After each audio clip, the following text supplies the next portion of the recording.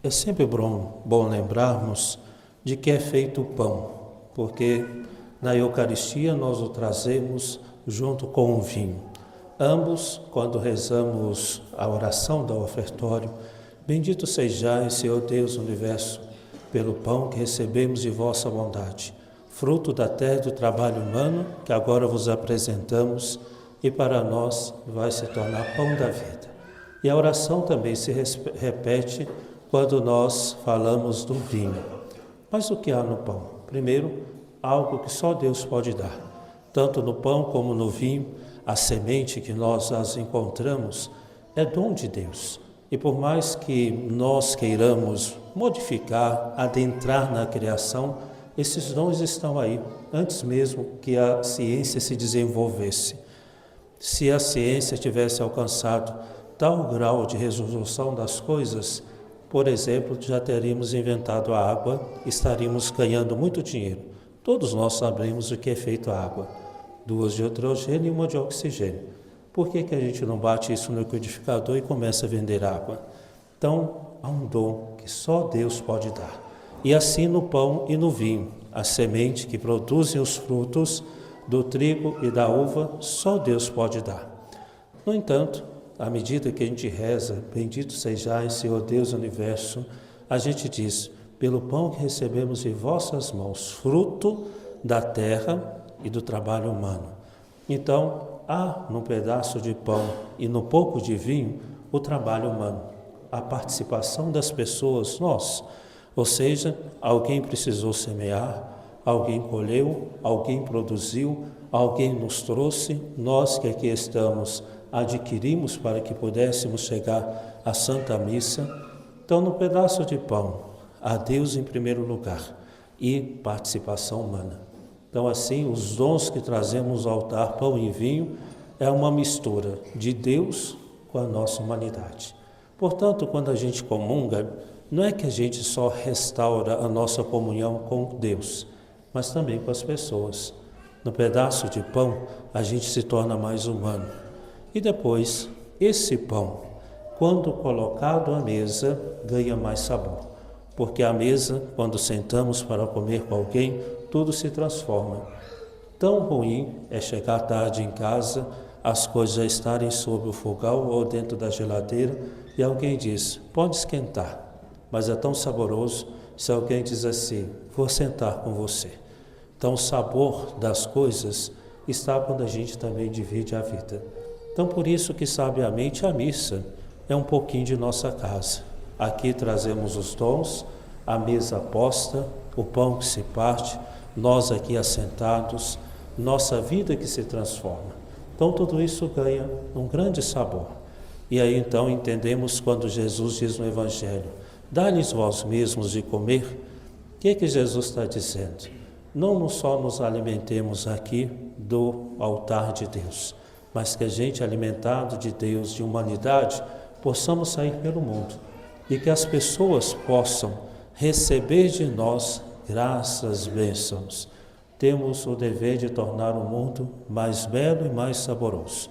Então, assim, hoje estamos lembrando mais uma vez a Santíssima Eucaristia.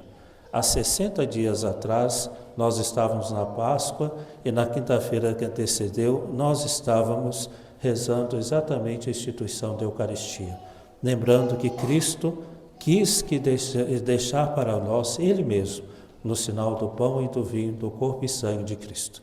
A festa de hoje, ela abre um outro aspecto, é que a Eucaristia é para ser vista no mundo. Nós, os cristãos, nunca nos afastamos do mundo ou a escondemos, mas aí a festa do corpo e sangue de Cristo é para dizer, precisamos levar Deus para o mundo, a Santíssima Eucaristia para o mundo, erguida no ostensório e levada em cada coração que sai da Santa Missa. Recordemos o segundo Congresso Eucarístico do Brasil, que foi no Rio de Janeiro, Dom Marcos Barbosa compôs. Do céu desceu a graça, Maria a recebeu, qual procissão que passa, no seio traz Deus. Ele faz menção, depois que da Anunciação, Maria vai visitar sua prima Santa Isabel. Ela já tem Cristo. E ao sair pelo mundo levando Cristo, por onde ela passa, ela leva Cristo para que Cristo vá abençoando os caminhos e as pessoas, e chegando na casa de Santa Isabel e São Joaquim e João Batista, as coisas se enchem de alegria. Essa deve ser a nossa consciência. Nenhum de nós recebemos a Eucaristia para nós, mas é para o mundo. Do mundo veio o dom do pão e do vinho, e para o mundo tem que ir Cristo transformado. Filhos e filhas amados, amemos muito a Santíssima Eucaristia. As recomendações de devoção tão necessárias. Não nos esqueçamos de ajoelhar quando entramos na igreja e tem Santíssimo. Não nos esqueçamos de amar a Santíssima Eucaristia quando vamos recebê-la. Muitas vezes já dei catequese sobre isso, mas repito mais uma vez. Quais os modos de receber? Primeiramente, e de forma mais adequada na boca. E aí, então, eu recordo 3 tipos de pessoas que recebem coisas na boca. Primeiro, as crianças. As crianças, quando pequenas, a gente dá o alimento na boca. Segunda categoria, os enfermos, que debilitados precisam de nossa ajuda para receber algo na boca. E os apaixonados. Vejam os casados ou pessoas que se gostam, quando experimentam alguma coisa, está tão bom e já leva na boca da outra pessoa. E o amado aceita. Então são 3 condições belíssimas: pequenos, doentes e apaixonados. Por isso então que é muito bonito e sublime recebermos diretamente na boca. A igreja impede? Não, que recebamos na mão de modo algum. Mas atenção, em 1985 eu fazia minha primeira comunhão, 8 de dezembro. E naquela missa nós cantávamos uma música da irmã Miriam. Abro minha mão macia, quero abri-la como uma flor, como um berço que Maria preparou para o seu amor. Ou seja, aqueles que pretendem receber na palma da mão de forma digna. Às vezes as pessoas vão fazer esse gesto ou esse gesto, horríveis. Deixe colocar na palma da mão. Abro minha mão macia, quero abri-la como uma flor, como um berço que Maria preparou para o seu amor. Não pegamos qualquer coisa, recebemos Cristo. Então assim, na mão, na boca, de joelhos ou de pé, não importa. A dignidade também da devoção à Santíssima Eucaristia. Mas não esqueçamos a última coisa. Não adianta sinais externos de devoção.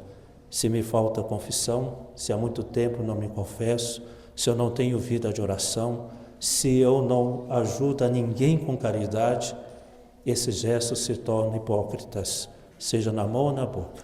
Por isso, então, a nossa contrição deve ser interior. A nossa devoção deve ser do dentro do coração. Confissão, vida de oração e caridade. Filhos e filhas amados, receberemos Jesus daqui a pouco na Santa Missa.